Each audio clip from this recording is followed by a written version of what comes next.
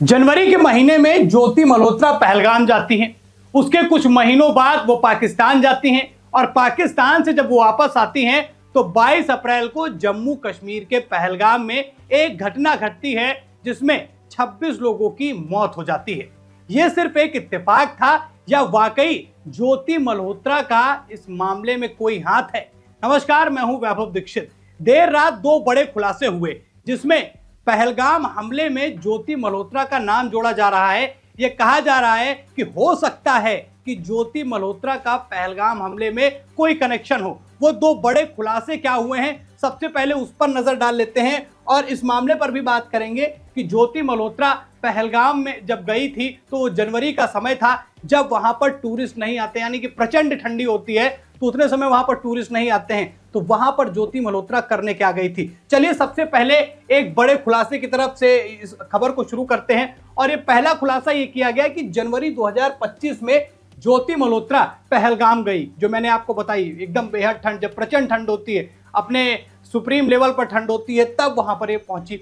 हमले से पहले ये पाकिस्तान भी गई, चीन की यात्रा भी की और उसके बाद क्या होता है कि 22 अप्रैल को पहलगाम हमले में 26 लोगों की मौत होती है। ज्योति मल्होत्रा इसीलिए शक के दायरे में है क्योंकि उनके जो पाकिस्तानी कनेक्शंस निकल कर आ रहे हैं। ये बताया जा रहा है कि वो जो जासूसी कर रही थी, इंडिया की कुछ सीक्रेट चीजें जो है वो पाकिस्तान को बता रही थी, तो ऐसे में शक की सुइयां जो है वो उनकी तरफ घूमी है। तो ये एक पहला बड़ा खुलासा हुआ है। दूसरे खुलासे की तरफ नजर डाल लेते हैं, फिर पूरे मामले की चर्चा करेंगे। दूसरा खुलासा ये हुआ है कि जो ज्योति मल्होत्रा हैं ये हनी ट्रैप का शिकार हुई है। हनी ट्रैप अमूमन आपने देखा होगा कि लड़के इसका शिकार हो जाते हैं और उनके वीडियोस बनाए जाते हैं, फोटोज मिल जाते हैं या स्क्रीन रिकॉर्डिंग करके उनको गलत तरीके में फंसाने का प्रयास किया जाता है और वही हनी ट्रैप की जो है वो शिकार हो गई ज्योति मल्होत्रा। इस बात का भी खुलासा हुआ है और माना यह भी जा रहा है कि क्या हनी ट्रैप की वजह से ही ज्योति मल्होत्रा ने ये जो काम किया है उसके पीछे क्या ये हनी ट्रैप था? हनी ट्रैप में फंसने की वजह से उन्होंने देश के साथ गद्दारी करने की ठान ली, ये सबसे बड़ा सवाल उठता है। उसके बाद जो दूसरी बात बोली गई उसमें यह था कि आईएसआई एजेंट से ये संपर्क में थी हनी ट्रैप के बाद से।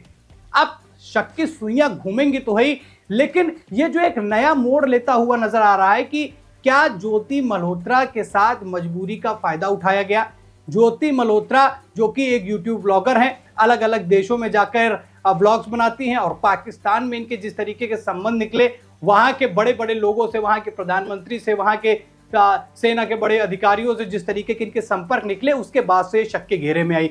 जब जांच एजेंसियों से बातचीत हुई तो उन्होंने ये बताया कि हम अमूमन उन लोगों को पिक करते हैं, उन पर अपनी नजर बैठाते हैं, ऐसे लोगों पर नजर बैठाते हैं जिनके संपर्क हमारे दुश्मन देशों में हो और ऐसे संपर्क जो बड़े मजबूत हो। यानी कि जैसे ज्योति मल्होत्रा के थे, उनके संपर्क देखे कैसे, आप देख सकते हैं मरियम शरीफ के साथ में खड़ी हुई हैं, वहां के बड़े बड़े अधिकारियों के साथ वो बैठ रही हैं, मीटिंग कर रही हैं, खाना खा रही हैं, इवन उनको घर तक आमंत्रित करती हैं कि आइए आज हमारे घर पर भोजन तक करिए। ऐसी तमाम चीजें जो है वो जांच में निकलकर सामने आई। तो ये दो बड़े खुलासे जो हुए हैं, इसकी वजह से ज्योति मल्होत्रा अब और बुरा फंसती हुई नजर आ रही है। मामला इसलिए और भी गंभीर हो गया है दोस्तों क्योंकि पहलगाम हमला वो हमला है जिसने भारत को ऐसी चोट दी थी जिसके बाद ऑपरेशन सिंदूर चलाया गया।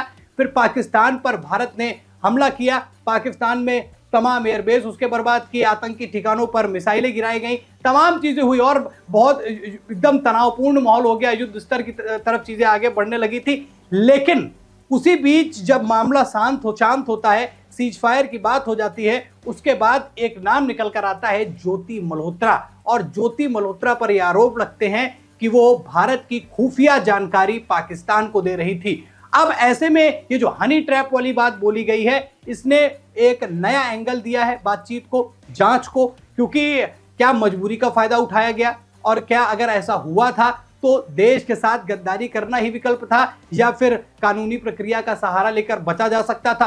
पॉपुलैरिटी है, फेमस हैं, हो सकता है इनके मन में इस बात का डर आ गया हो कि अगर ये सारी चीजें लीक होंगी तो मेरे लिए बड़ी परेशानी हो जाएगी। लेकिन ऐसे में कानूनी प्रक्रिया का साथ ना लेते हुए आप देश के साथ गद्दारी करने को ठानती हैं, ये भी जो है एक बड़ा सवाल है। लेकिन वहीं जब पहली जो बातचीत हुई, जो उससे एक रिपोर्ट निकल कर सामने आई, उसमें सामने आ रहा था कि वहां पर जो है इनके अच्छे संबंध थे, इनके रिलेशंस की भी बातें चली अब इनके अकाउंट्स खंगाले जा रहे हैं कि कैसे, कहां से कितना फंडिंग आ रहा था, क्या कैसे कितना पैसा आ रहा था। क्योंकि जिस हिसाब से इनके सब्सक्राइबर हैं, जिस हिसाब से इनके इंस्टाग्राम में फॉलोअर्स हैं, बड़े बड़े देशों की ट्रिप करना और उन देशों के बड़े नेताओं से, बड़े अधिकारियों से संपर्क होना, ये इतना आसान नहीं है। क्योंकि ज्योति मल्होत्रा कोई एकमात्र ब्लॉगर इंडिया के अंदर नहीं है, तमाम ब्लॉगर हैं, इनसे ज्यादा भी सक्सेसफुल हैं, वो भी बाहर देशों में जाकर ब्लॉग बनाकर आए हैं, भारत लौटे हैं। लेकिन ज्योति मल्होत्रा पर जब शक की सुर्खियां घूम रही हैं तो उसी बीच ये मामला निकल कर सामने आ जाता है। अब बात करते हैं दोस्तों पहलगाम हमले की। पहलगाम हमले में जो सबसे बड़ा ये जो इनका नाम जोड़ा जा रहा है, जो उन पर बात कही जा रही है, इस समय जम्मू कश्मीर के पहलगाम घाटी के आसपास में वहां पर लोग घूमने के लिए नहीं जाते हैं। ऐसे में ज्योति मल्होत्रा का वहां जाना या एक कोई सहयोग है या फिर कोई इसके पीछे की चाल, क्योंकि अभी किसी चीज की पुष्टि तो नहीं की गई है, लेकिन शक तो हो रहा है क्योंकि इनके वीडियोस वहां के हैं। फिर उसके बाद आपने देखा कि वो पाकिस्तान पहुंचती हैं, फिर पाकिस्तान से वापस आती हैं, 22 अप्रैल को एक घटना घट जाती है। यानी कि ज्योति मल्होत्रा अब इस पूरे मामले में बेहद बुरी तरीके से फंसती हुई नजर आ रही हैं। पहले नए खुलासे हो रहे थे कि भैया इनके जो है वो रिलेशंस हैं, इनके जो है वो संबंध है, इस वजह से पाकिस्तान के साथ में जुड़ गई और इन्फ्लुएंस होकर भारत की खुफिया जानकारी जो है वहां पर देने लगी। ये वो चेहरा है जिसके साथ इनके संबंधों की बात करी जा रही थी। अब जब ये नया मामला निकलकर सामने आया कि हनी ट्रैप की शिकार हो गई हैं, पहले माना जा रहा था कि लव जिहाद के चक्कर में फंस गई हैं और प्यार के चक्कर में इन्होंने देश को धोखा देना उचित समझा और इन्होंने खुफिया जानकारी जो है वो पाकिस्तान को भेजी।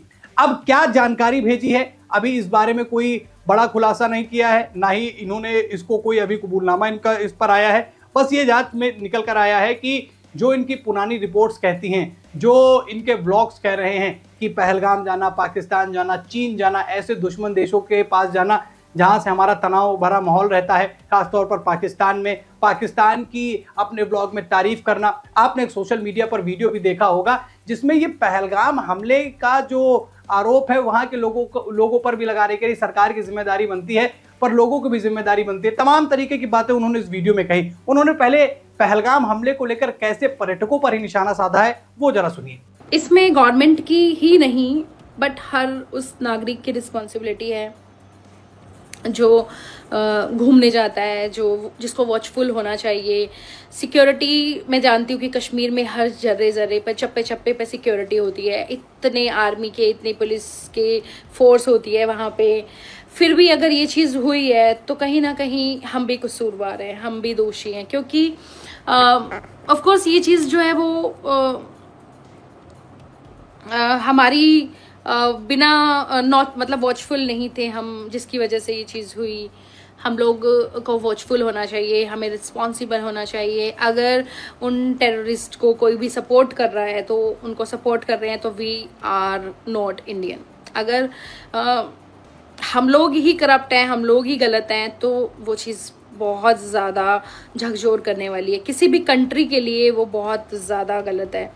अगर किसी ने भी उन टेररिस्ट को सपोर्ट किया है तो बहुत गलत चीज़ है और उसमें हम खुद रिस्पॉन्सिबल हैं, हमारी गवर्नमेंट रिस्पॉन्सिबल है, क्योंकि वो उस सिक्योरिटी कहीं ना कहीं उनसे मिसिंग हुई। वो सिक्योरिटी वहाँ पर लैप्स हुई, कुछ तो गड़बड़ हुई जो जिस वजह से ये इतना बड़ा अटैक हुआ।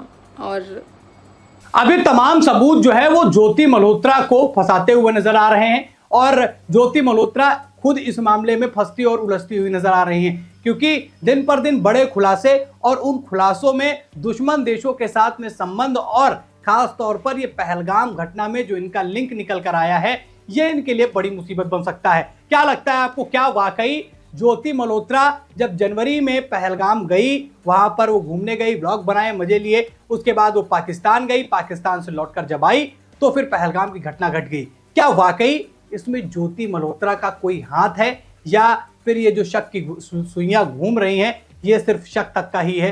आप अपनी राय जरूर बताइएगा, कमेंट सेक्शन आपका इंतजार कर रहा है। कमेंट करिए, बताइए अपनी राय जो भी हो। वीडियो को लाइक और शेयर कीजिए, चैनल पर नए हैं तो चैनल को जरूर सब्सक्राइब कीजिएगा। फिर मिलते हैं नई खबर में। इस खबर में इतना ही, धन्यवाद।